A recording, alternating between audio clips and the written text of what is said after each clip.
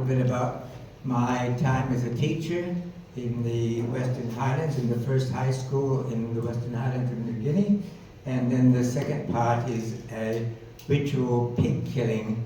So if you're a bit squeamish and don't want to watch a bit of blood, well, okay, you might close your eyes to go out, but it's not that bad, so I think you'll be okay. But it's a very rare cultural event, and I was very happy to be able to attend one because it's not something that happens every week. People don't kill their pigs very often because they're a sign of wealth, and so this was only a very special ritual pig killing between two different tribes. First of all, well, here is a photo of the Wagi Valley in the Western Highlands of New Guinea. This is where I spent 8 years of my life. Incidentally, it's 60 years ago this year that I first went to New Guinea, so it makes me feel like an old man that I am. You see, they're very cultivated because people grew their own food, mainly sweet potatoes is what they lived on and survived. Ate very little meat, but they also had bananas and pineapple and lots of things. You just have to stick something in the ground there and it would grow, so it was amazing.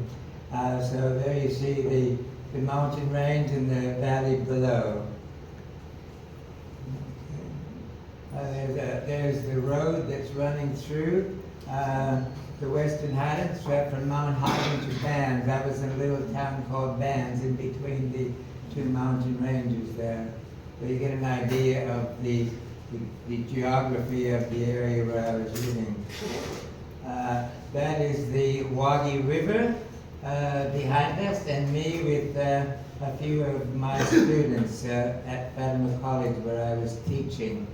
You see, I was a bit younger there. This was one of the first photos of not long after I had arrived in New Guinea. It was very cold up in the mountains. We were 5,000 feet above sea level, and so the nights were always very cold. It never rained in the daytime. It rained always overnight, never before usually 4 or 5 o'clock in the afternoon. And this was not long after I had been there. This was me with, before I went to the college where I was teaching, I was stationed in Mount Hagen for a few months, and I used to take walks just along the roads, and I met this little fellow, Joseph Kun was his name. He didn't speak any English. We stuck up a friendship, and one day he took me to his village and introduced me to his father and his brother. This was the class. The first year that I was teaching, I had a first year of high school, I think about 35 boys, and they range in age from 13 to 20. So this man here, Tony Boma, I think he was my oldest student. He was about 20 years of age. They didn't send their boys to school until they were reaching puberty, so they never started first grade until they were about 12 or 13 years old. And they didn't, at the time I was there, they were not sending any girls to the school yet. Okay, that started a couple of years after I'd been there. So that was my big class, all stuck together in one little classroom.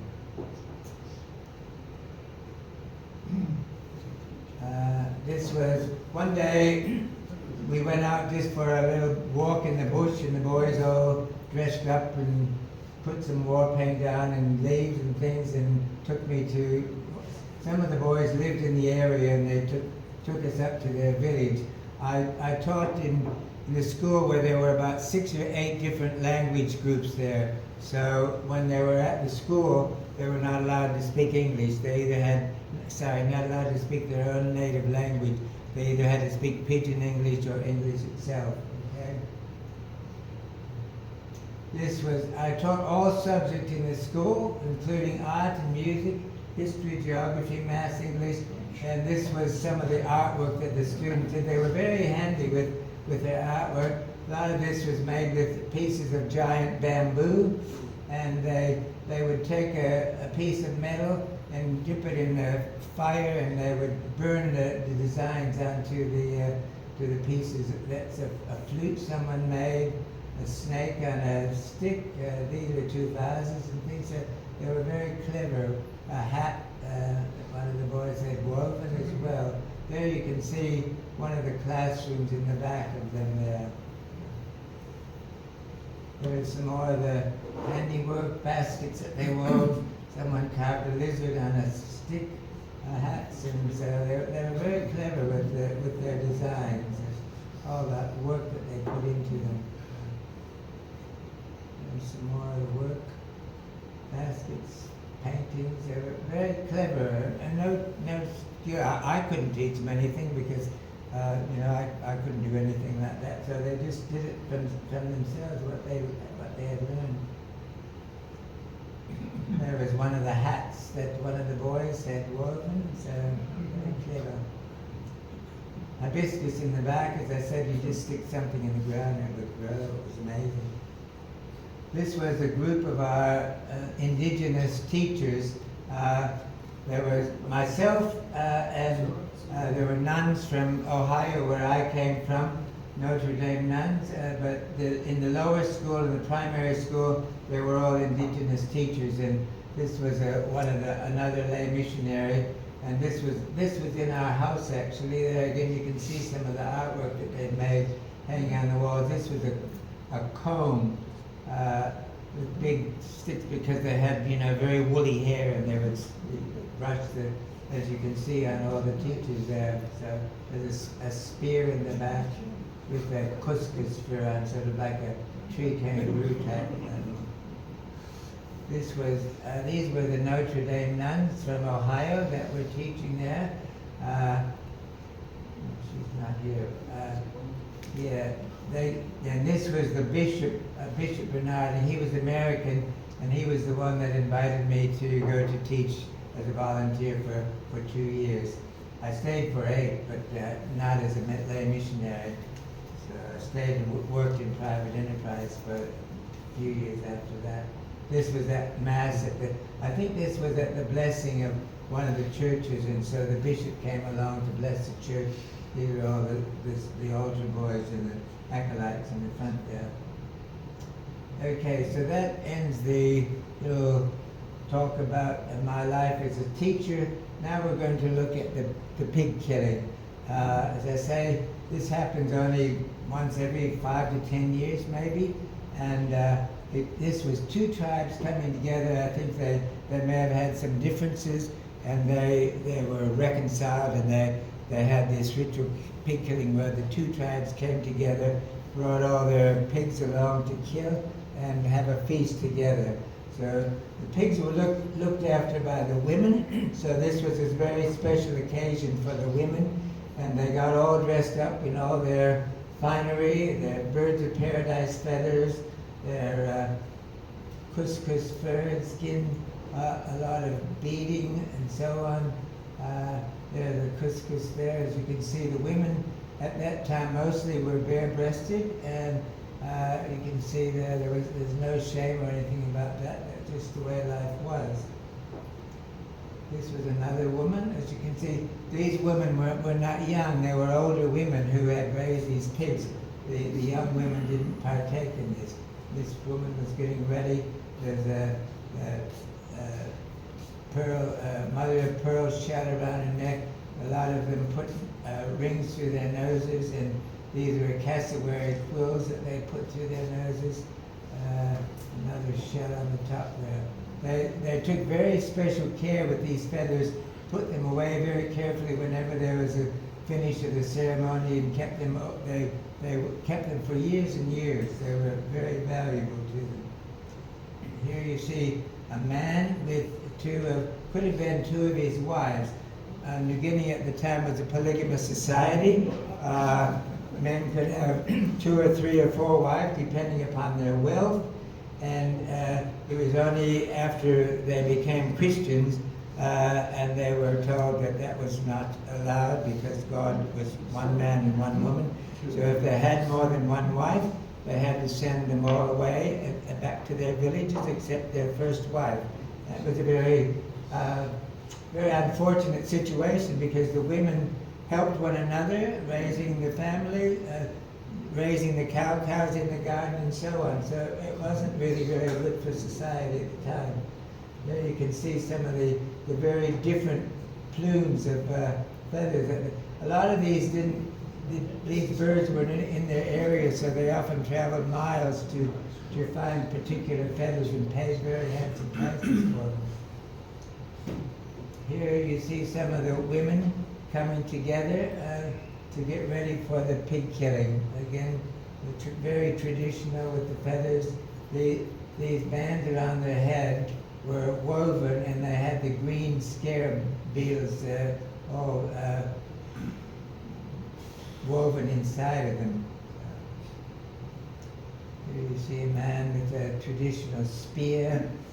They like to have their photos taken. We're always very happy to pose. As you can see, all the men were quite thin usually. Some muscular, but yeah, there's a typical hut in the background there.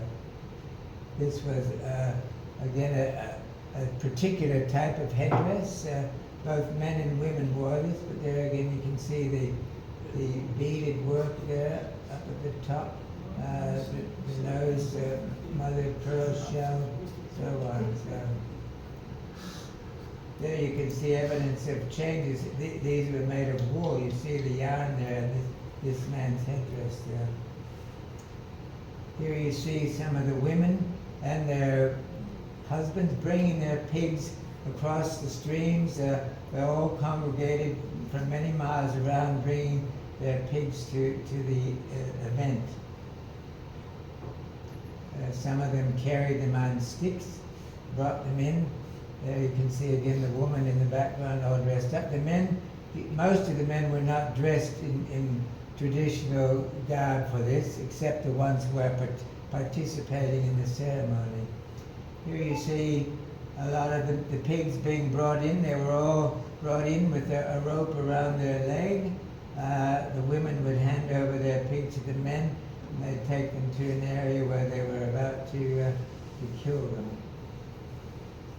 And you see some more all being brought in. They were really good-sized pigs. I suppose they were all of a certain size of age, I would imagine. Okay, here the killing began. There were no guns at the time. This was very traditional, so the only way they killed them was to hit them over the head with a big wooden club. So it was quite a noisy affair with all the pigs squealing. There you see a bit of blood there from one of the pigs being killed. Here you see some more. Okay, it wasn't a very pleasant sight to see, but it was part of their tradition, so that's the way it was done. After they killed, they would tie the rope around a stake, and so the pig couldn't get away, and then just beat them over the head.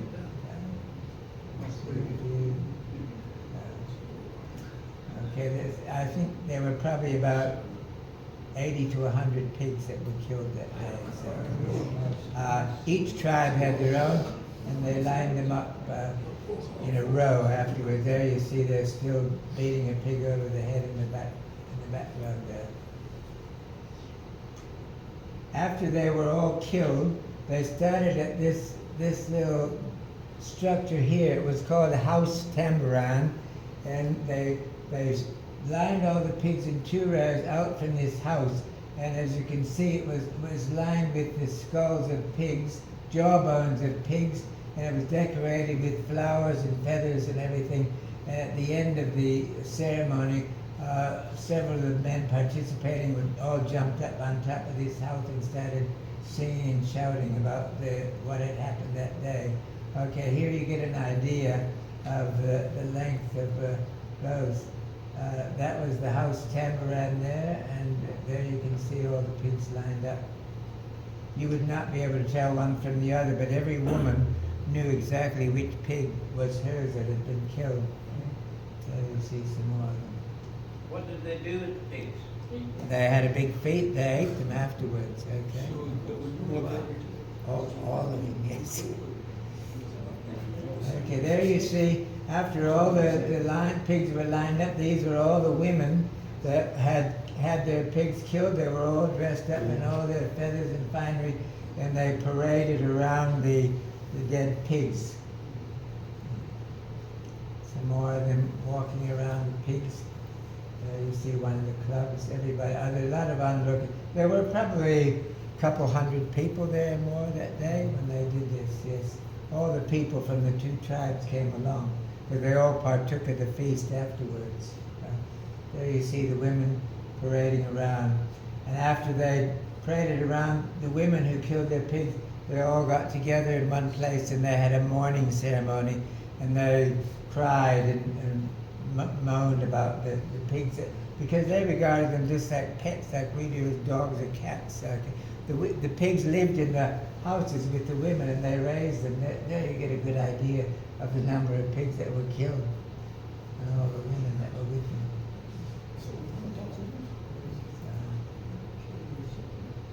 them. Okay, so after they were all lined up and the women did their parade around the pigs, they set about preparing the pigs for the feast. And it was very quiet up until that time and orderly, but after this all hell broke loose, and all the men jumped in and grabbed these pills. They knew exactly which pig was theirs and took them all off to start the ceremony.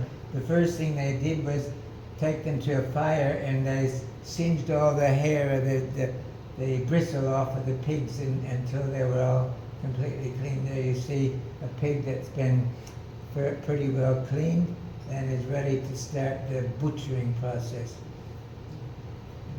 That's how they were all laid out individually like this. And then they cut up on each side of the pig, took that middle section of their skin off, and then took out the entrails and did various things. This was where they were going to cook the pigs. They dug big pits lined with banana leaves, and they started the fire and put all these rocks. They heated up the rocks, so they were actually cooked on very hot rocks, actually. So there you see one of the hot rocks, and the man, all the smoke coming up and filled the pit with the banana leaves and the hot rocks.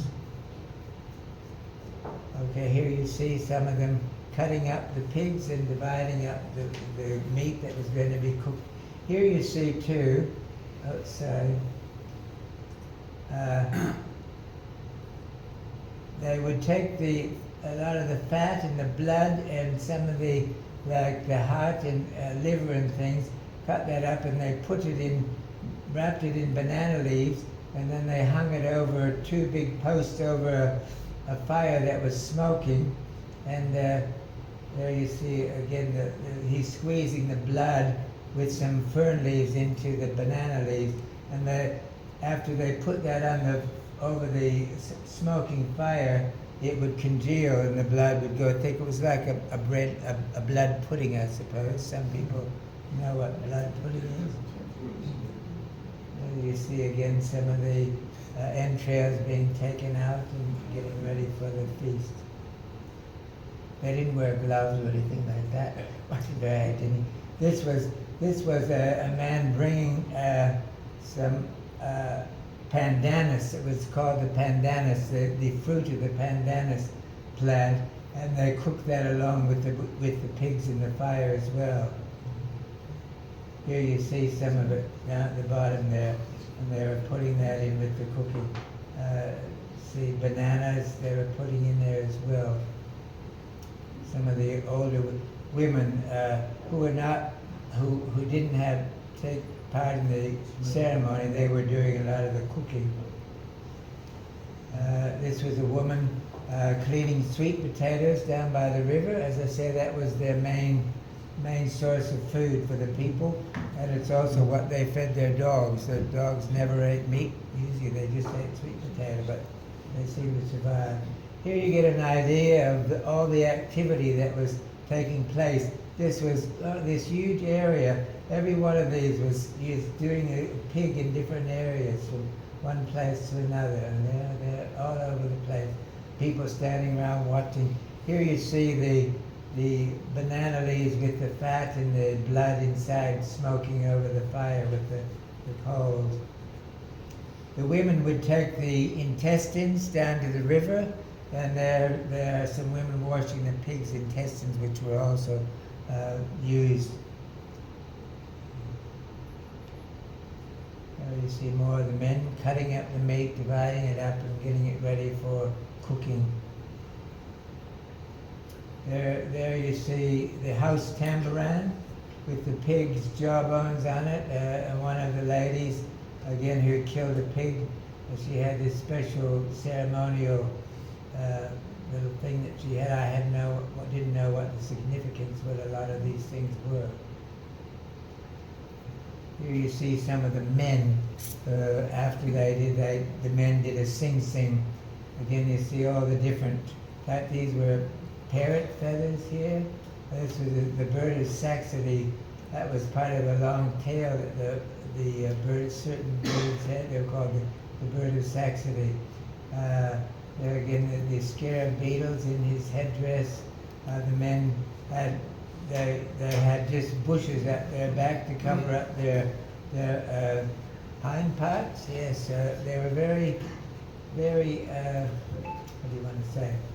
Very modest in their dress. The men you never saw a penis on a man. There is another area. It was mainly in West Irian where the men put gourds over their penises, but that wasn't the case here. There you see all the men. You can see there the backs of them, all these bandana sleeves that they're hanging out, and they had woven. They call this a lap. In front of them, usually. There you see the shells hanging around the man's necks.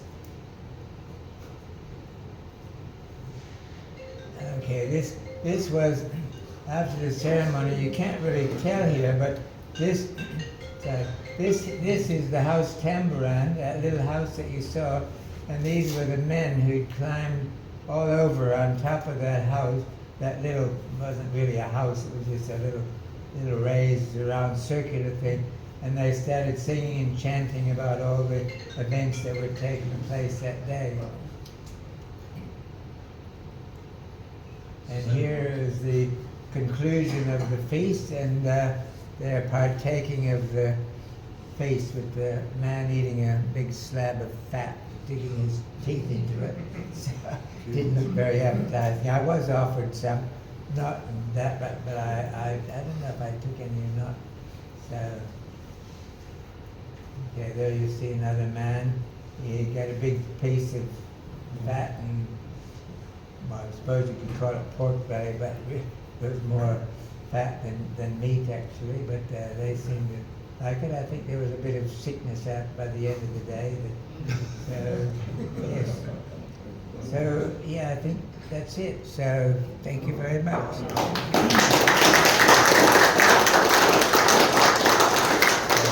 don't know if anybody wants to ask any questions, but yeah. Jim, remind us why this ritual occurred every now and again. Pardon? Why the ritual? Why the purpose of it? The purpose was to reconcile two tribes that perhaps had some fighting and disagreement over it, and they came together to sort of make peace, and yeah, that's what they would never, on ordinary times, kill that many pigs at once. In fact, they hardly ever killed a pig. So yes.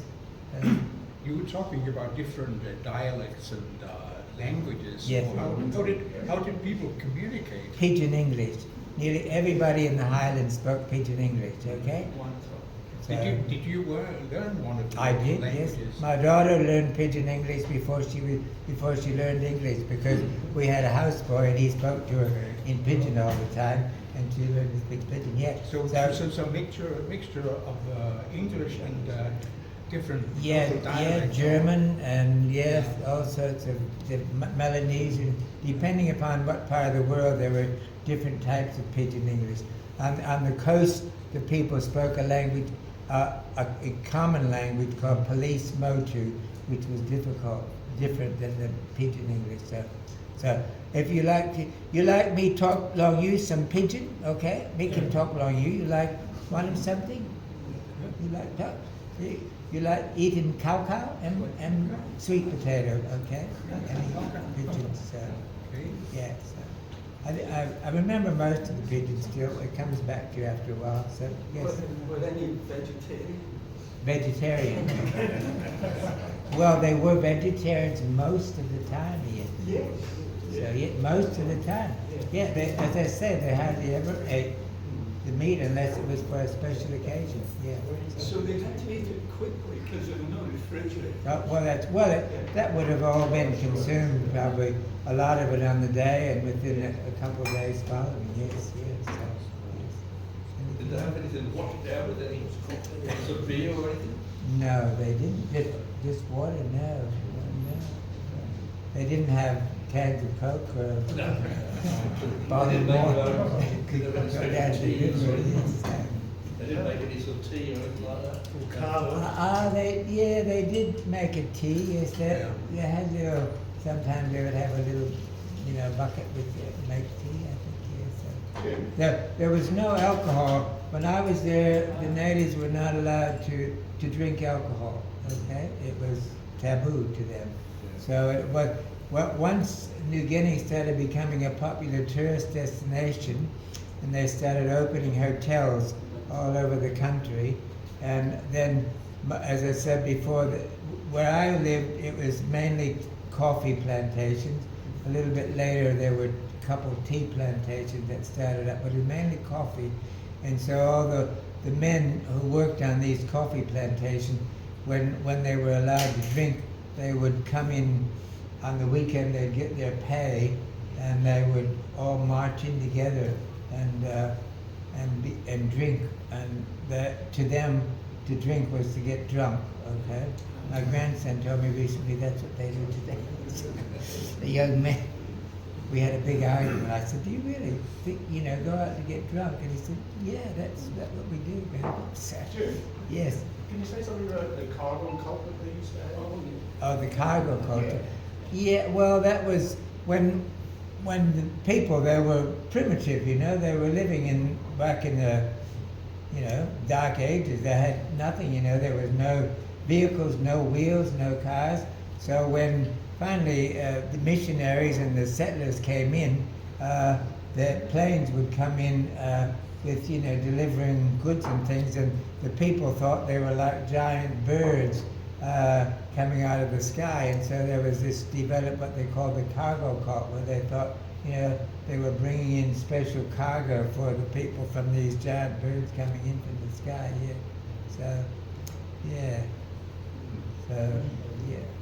Yes. Oh, they must have had a lot of wonderful fruit juices. Well, they had fruit, but I don't think they actually made juice out of it. But yeah, they ate. Yeah. Well, they had pineapples, came later. They had a lot of bananas. You don't get much juice out of a banana, do you? What about papayas? So, papayas, yes. So passion fruit they had, yes. So a lot of this was brought in, and eventually the natives, they started raising a lot of their own fruit and vegetables. Pumpkins, you could get that, tomatoes, eventually as I say, anything would grow, so they started raising everything. Yes. And what size families did they have? Well, depending upon how many wives a man had, he could have, 6, 8 children. Usually, I don't know, 1 or 2, I suppose, if he had one wife. Yeah. They didn't have big families, and of course there was a high mortality rate as well, as you can imagine, because they were living in very primitive conditions. So if a child got sick and there were no hospitals nearby, they would often die very young. So yeah. Where I was living in the Western Highlands up in Fans, it had only been opened up about 30 years before I actually went there. So as I mentioned before, there was still a bit of cannibalism practiced in some areas in New Guinea. One of the men who opened up the territory in the Western Highlands was a man called Jim Lay, and his brother. There were 2 brothers, and they were some of the first pioneers in the area. And after I had left the mission and I was working for a man who he had the Shell agency. We provided all the fuel for all the plantations, and we also had the TAA and the Ansett Airline Agency and the Bank of New South Wales Bank. And this Jim Lay, he was still alive at the time I was there, and he married, he had a New Guinea wife, and he would often come in and buy an airline ticket to travel down to Australia. Yeah, it was interesting.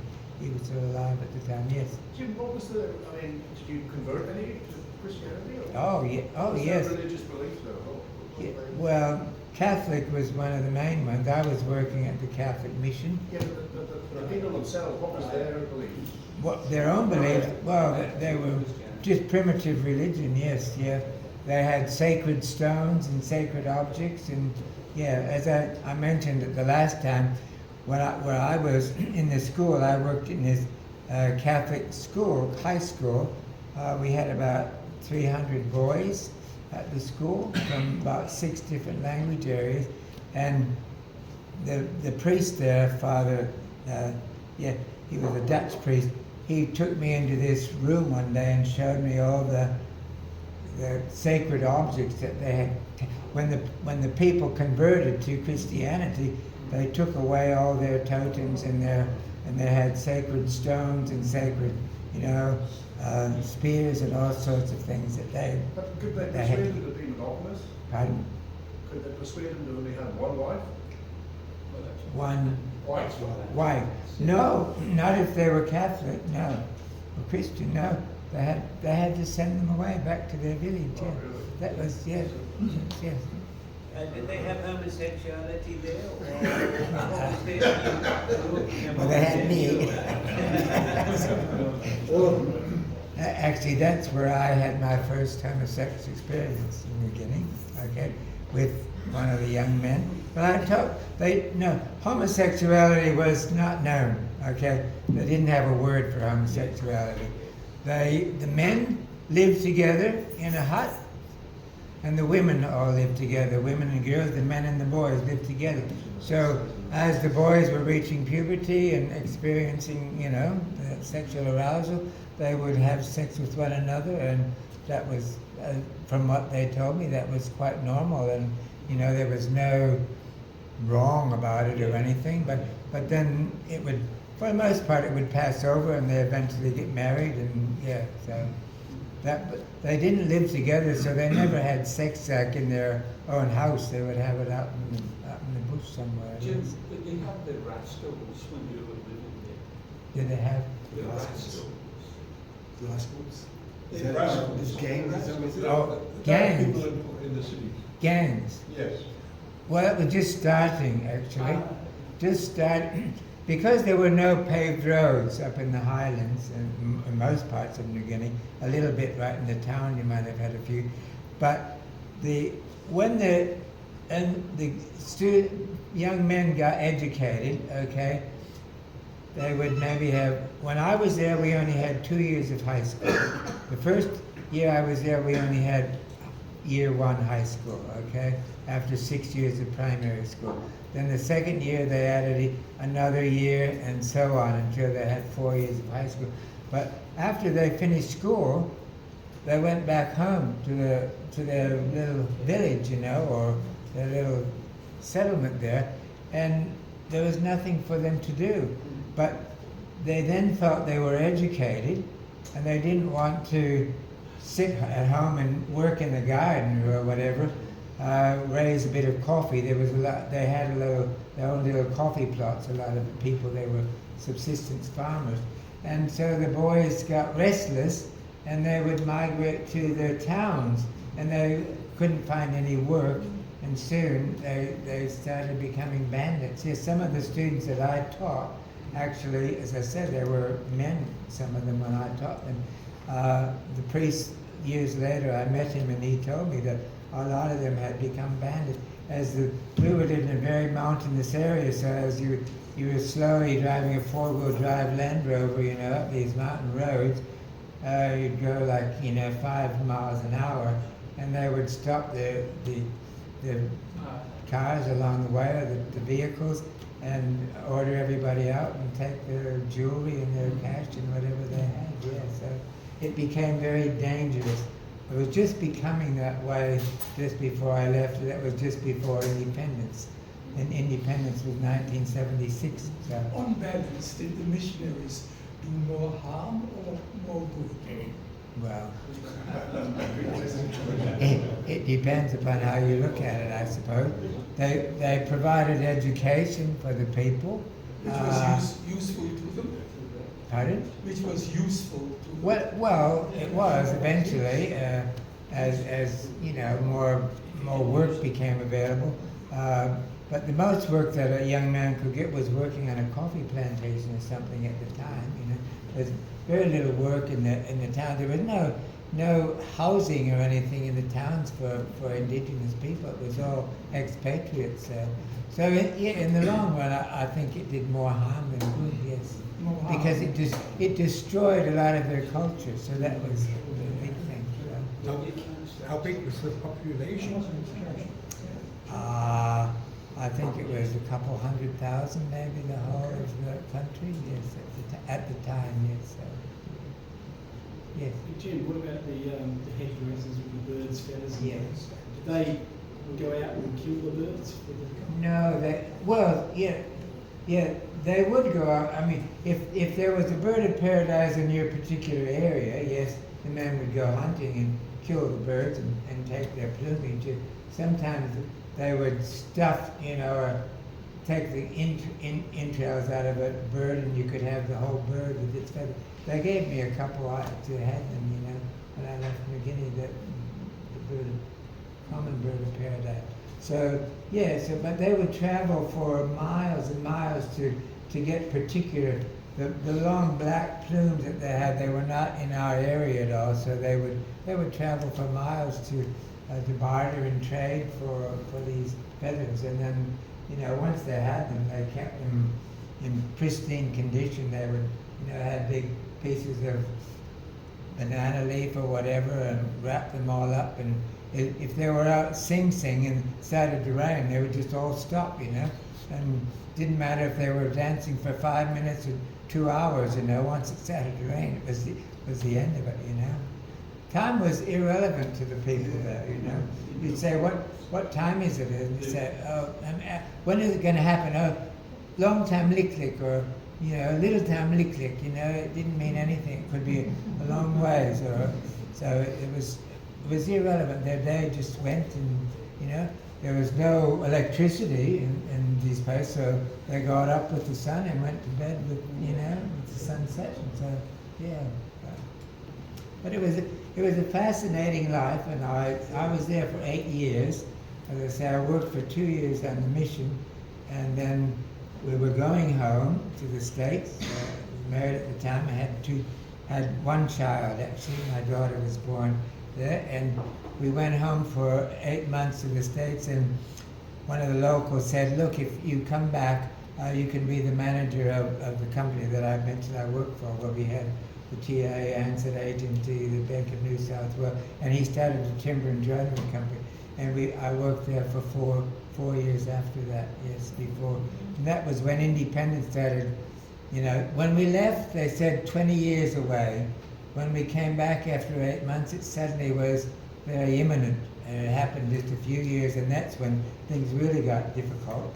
We had some unfortunate experiences, throwing rocks at our house, especially when the men started drinking, and they would come in and they would steal things from under the house. And my wife had a very unpleasant experience. She was stopped traveling from Bands to Mount Hagen at about 40 miles. And they wanted the keys to the car. She was with just another lady, it was quite dangerous. One of the nuns that was from my hometown, she was actually raped by a group of men one stage. So but we left because nobody knew what was going to happen. Okay? Everybody thought it was going to be like the Congo. It was just going to be, bloodbath. Yeah. Jim, when you went there first, would you have said it was paradise? Paradise. Yes, it was. But then change, you can't stop changing. No, I know it was. Yeah, I mean, it was paradise for the people, the expatriates who lived there, because, you know, they had their own little groups, you know, they didn't there was not much mingling between whites and indigenous people unless they were your workers or something. Well, we worked with them as teachers, you know. But it was, yeah, the weather was ideal, you know. It was cool, it was warm every day, never got more than 75, 80 at the most. It only rained at night. It was warm all year long, okay? It was beautiful. And the people were lovely. They were loyal and friendly. They would do anything for you. And so, as I said, you were more likely to be, you know, in danger in a little town in Australia or the States than you were in the wilds of New Guinea at the time when I was there. So yeah, that's why we came back. We planned to live there permanently until independence came, and then things got too difficult. This is usually the case, not Jim, how's the situation today compared Very, to what very you had at the dangerous. time? Yeah. Very, for expatriates, yes, yeah. Most of the people that live in towns are all, you know, all wired up, all boarded up, you know. That we had some friends who lived. He worked for the government. His wife was in a compound. She never left it. It was all completely enclosed, and yeah, you could open your door. We had a friend whose brother was up there. Knock at the door one day, and he opened it, and somebody shot him. Yeah, so yeah, you could never tell. On the roads, it's, again, you know, it's stopping the vehicles going up the roads. Yeah, so yeah, it's very unsafe. So anyway, it's probably enough. Thank you very much.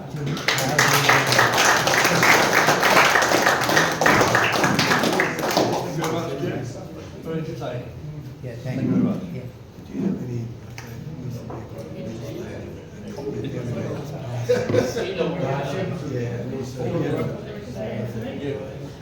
Hello. Before you all start running out after tea. Oh yeah.